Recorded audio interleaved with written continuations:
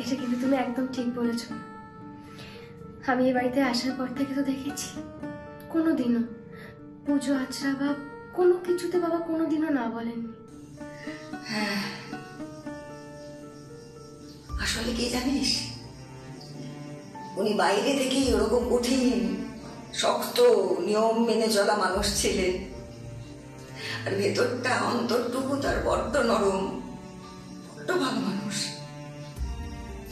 রাগ করতেন বটে আমার উপর, ভালোবাসতেন।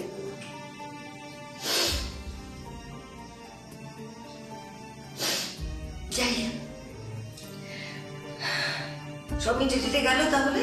হ্যাঁ, তাহলে আমি এবার যাই, ঠাকুরের নাম করি। আজকে তো আমার আবার একাদশী, তাই না?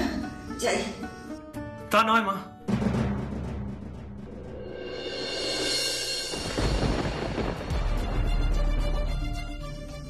কি তা নয়? আজকে একাদশী নয়? আজকে একাদশী তা নয় বলছিস কেন? ওফ মা, সে কথা বলছি না। যেসব কথা তুমি বললে সেটাই বিলে লেখা নেই। তাহলে কি লেখা আছে ওতে? কার কথা লেখা আছে?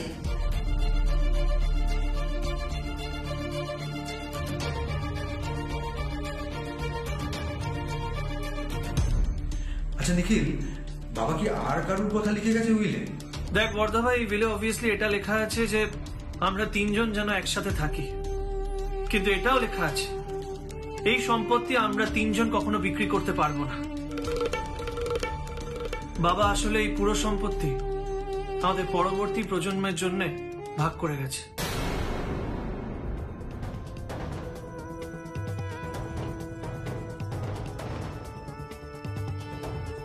মানে? মানে মা, যেটা তুমি শুনলে সেটাই। বাবা আমাদের ছেলে মেয়েদের মধ্যে পুরো সম্পত্তি ভাগ বটোয়ারা করে গেছে।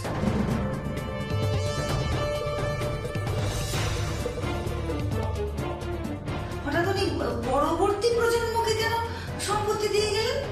মানে আমার দাদু ভাই দিদি ভাইদের মধ্যে সম্পত্তি ভাগ করে এসব ভাগ বাটোয়ারা কেন? কি চলছিল ওনার মাথায়? কি ভেবে এসব করলেন উনি? দেখো মা, বাবার দূরদৃষ্টি আমাদের থেকে কিন্তু অনেক বেশি ছিল।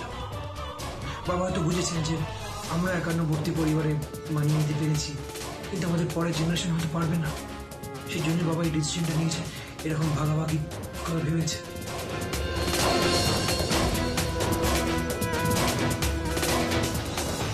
নিখিল, একটা সমস্যা কিন্তু রয়ে গেছে। বাবা জানতেন না যে শিবা ফিরে আসবে, তার মানে শিবার জন্য কোনো কিছুই লিখে যাননি বাবা। তাহলে কি ভবিষ্যতের জন্য শিবার নিজের বলে কিছুই থাকবে না? তা নয় বর্ধা ভাই, বরং বাবা ঠিক উল্টোটা লিখেছে। মানে তুই বলছিস বাবা শিবার জন্য ভাগ রেখেছে? দেখলে মা, আমি বললাম না বাবার দূরদৃষ্টি আমাদের থেকে অনেক বেশি ছিল। দেখেছ, বাবা জানতো যে আমরা শিবাকে খুঁজছি, আর তাই বাবা আগে থেকেই শিবার জন্য একটু ভাগ রেখে গেছে। ভগবানের সত্যি কি লীলা!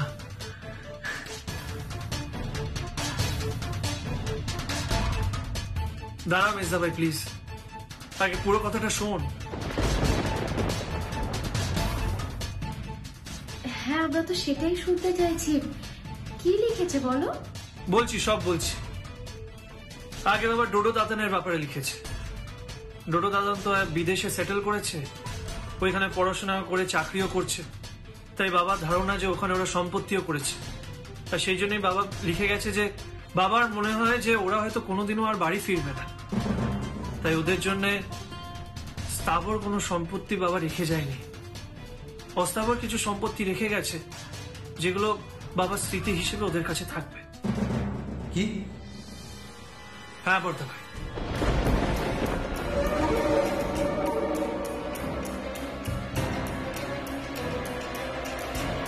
মানে এই বাড়ির সম্পত্তির উপর ডোডো দাদানের কোন রকম কোনো অধিকার থাকবে না?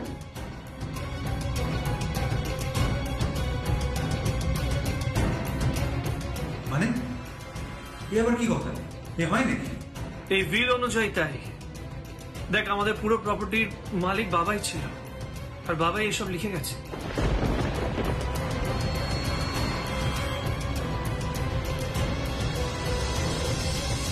অদ্ভুত তো, আমার ছেলে দুটো বিদেশে চাকরি করছে মানে এ তো নয় যে দেশে কখনো ফিরবে না।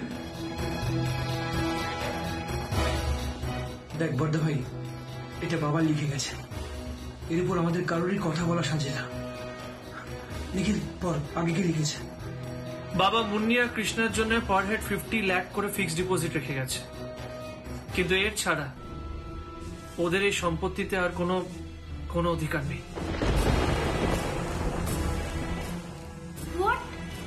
মাত্র এই কত টাকা? আরে মানে কি এসবে? ডোডো দাদান পাবে না, মুন্নি কৃষ্ণা পাবে না, তাহলে বাবার সম্পত্তি পাবেটা কি?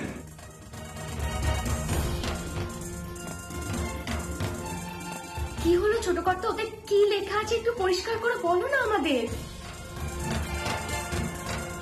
আরে বলছি যে তাহলে উনি কি সব সম্পত্তি মানে আশ্রমকে দিয়ে চলে গেলেন? না মা, তাহলে আসলে বাবা এই উইলে লিখে গেছে যে বাবার পুরো সম্পত্তি আমরা সবাই, মানে আমরা, আমাদের ছেলেমেয়েরা সবাই উপভোগ করতে পারি, কিন্তু এই সব কিছুর উত্তরাধিকারী একজনই, মানে এই সব কিছুর মালিক একজনই।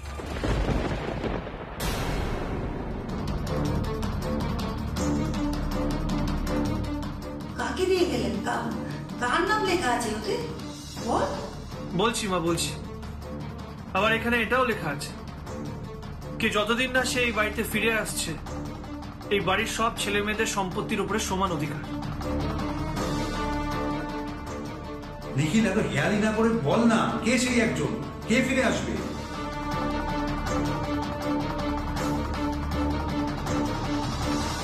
হেয়ালি করছি না বর্দা ভাই, আমি নিজে যা পড়ছি সেটা নিজে বিশ্বাস করতে পারছি না। আরে বাবা, তুমি নামটা তো বলো। বাবা এই বিলে লিখে গেছে কোনদিন যদি আমার আর তোমার ছেলে ফিরে আসে, তাহলে এই পুরো সম্পত্তির উত্তরাধিকারী সে একা হবে।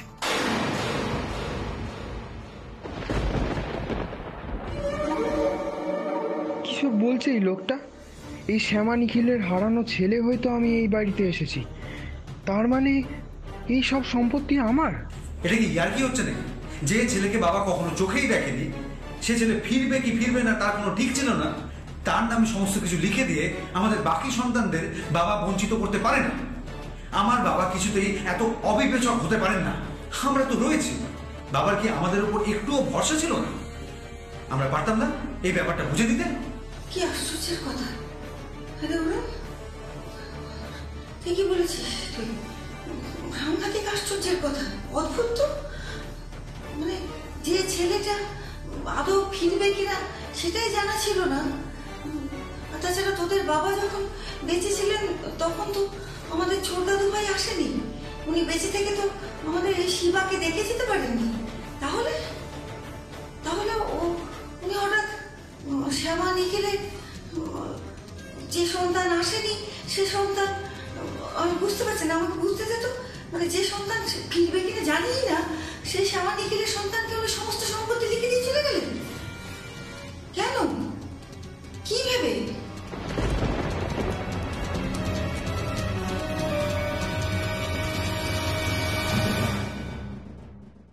আমারও তো সেটাই প্রশ্ন, বাবা এরকম কেন করলো? আমি একটা কথা বলবো, বলছি যে আমাদের হাতে বাবার লেখা উইল এসে পড়েছে, মানে কোনরকম কোনো জাল উইল এসে পড়েনি তো আমাদের হাতে?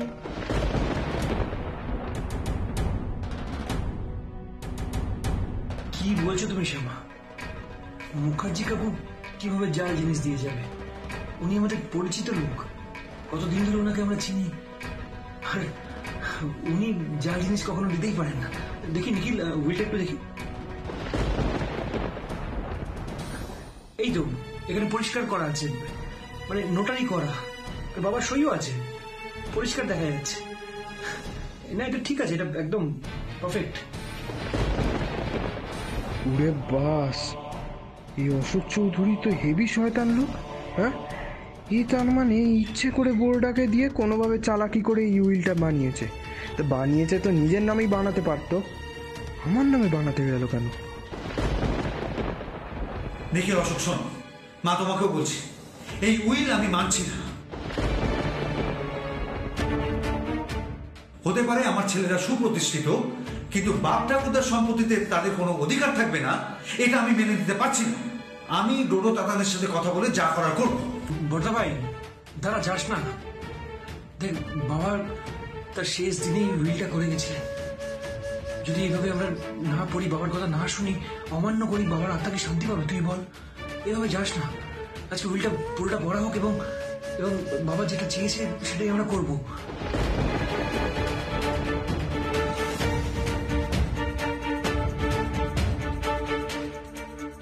দেখ মির্জা ভাই, বাবা বেঁচে নেই, কিন্তু আমরা তো বেঁচে আছি। এরকম একটা ইরেশনাল উইল আমি কোনোদিনও মেনে নেব না। আর আমার সামাও মনে হয় যে বাবা এরকম উইল বানাতেই পারে না।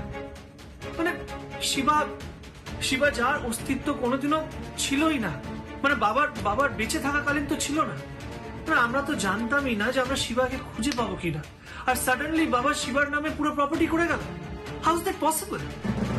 দেখ, বাবা হয়তো আমাদের উপর অনেক বিশ্বাস করতেন। বাবা জানতেন যে আমরা ঠিক শিবাকে একদিন খুঁজে বের করবো, সেই জন্যই এই উইলটা করে গেছে। বাবার ইচ্ছা এভাবে অমান্য করিস না। এটা আমাদের বাবার একদম, মানে বাবার আত্মা শান্তি পাবে না। তাহলে ব্যাপারটা বোঝার চেষ্টা কর। তা নয় মিস্টার ভাই, এই উইলটা এত সহজে মেনে নিতে বর্দা ভাইয়ের মতো আমার অসুবিধা হচ্ছে। দেখ নিখিল, একটু মাথা ঠান্ডা করে ভাব। আমি তো বাবার এই সিদ্ধান্ততে কোনো ভুল খুঁজে পাচ্ছি না। বাবা তো ঠিক কাজই করেছেন। বাবা আমাদের পরবর্তী জেনারেশনকে, মানে পরবর্তী প্রজন্মকে সম্পত্তির ভাগ দিয়েছেন। ঠিকই তো করেছেন বাবা। হ্যাঁ, আমরা তো আর এই মুহূর্তে আলাদা হয়ে যাচ্ছি না। বাবা তো পরিষ্কার লিখে গেছে, যতদিন আমরা বেঁচে আছি, যতদিন আমরা আছি, ততদিন আমরা এই বাড়িতেই থাকতে পারি, সম্পত্তি ভোগ করতে পারি। হ্যাঁ, মানে অফিসিয়ালি এই সম্পত্তির মালিক হবে শিবা, সেটা ঠিক। কিন্তু শিবা তো আর আমাদের এই বাড়ি থেকে বের করে দিচ্ছে না। ও তো আমাদের বাড়িরই ছেলে, আমাদের সন্তান। ওকে আমাদের বাড়ি থেকে বের করে দেবে নাকি? আমরা সবাই একসঙ্গে থাকবো, হই হুল্লোড় করে থাকবো, সেটাই তো বাবা চেয়েছিলেন। একটু মাথা ঠান্ডা করে ভাব ভাই।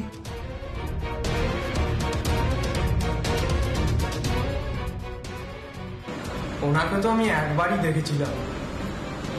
হাসপাতালে যাওয়ার সময় আমার হাতটা যন্ত্রণায় চেপে ধরেছিলেন। তখন তো বুঝিনি যে ব্যাপারটা এরকম হবে, যে আমাকে বুড়ো লোকটা পুরো বড় লোক বানিয়ে চলে যাবে। এরকম ভাবে বড়দের সাথে কথা বলে নাকি? এরকম ভাবে বলতে নেই বাবা। দেখুন, আমি কিছু ভুল বলছি না। সত্যি তো উনি আমাকে বড় লোক বানিয়ে দিয়ে গেছেন। আর কপালে যখন বড় লোক হওয়া আছে, হবো বড় লোক।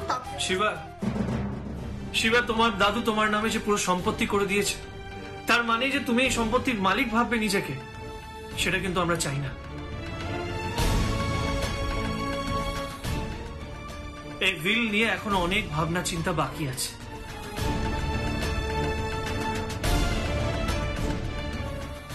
আমি ভাববো না। এই উইল নিয়ে আমার ভাবার কিচ্ছু নেই। দরকার হলে এর বিরুদ্ধে আমি কোর্টে মুভ করবো। অরুণ, তুই এর মধ্যে অশান্তি করিস নি বাবা। তুই এসব কথা বলিস নি, কেন করছিস সেরকম? তুই চুপ কর। আমি ঠিকই বলছি মা, এই উইল নিয়ে আমার অনেক প্রশ্ন আছে। আমি চুপ করে বসে থাকবো না।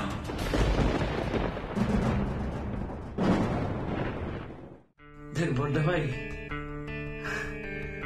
আমার আর সম্পত্তি দিয়ে কি কাজ বল? আমার মেয়েটা বড় হয়ে গেছে, কদিন পরে বিয়ে দিয়ে দেবো, শ্বশুর বাড়ি চলে যাবে। আর আমি যদি সম্পত্তি পেতাম, সেটা আমি শিবার নামেই করে দিতাম। আর ডোডুয়া তাতান এখন তো বিদেশে সেটেল, ওদের আর কি সম্পত্তি লাগবে? ওদের টাকার অভাব আছে ধরে। দেখ, আমার মনে হয় বাবা যেটা করেছে ঠিকই করেছে। এক মিনিট বাবা, ডোডো দাদা, তাতান দাদা, তাদের এটা নিয়ে কিছু বলার আছে কিনা আমি জানি না, কিন্তু আমার ডেফিনেটলি বলার আছে। দাদার আমার নামে ফিক্সড ডিপোজিট করে দিয়ে গেছে ঠিক, কিন্তু আজকের দিনে দাঁড়িয়ে প্রপার্টির উপরে যে মেয়েদের সমান অধিকার হয়, এটা তো তোমরা কেউ ডিনাই করতে পারবে না। আমি এই বড় হয়েছি, আর এই বাড়ির ওপরে আমারও সমান অধিকার আছে। আমি কি দোষ করেছি?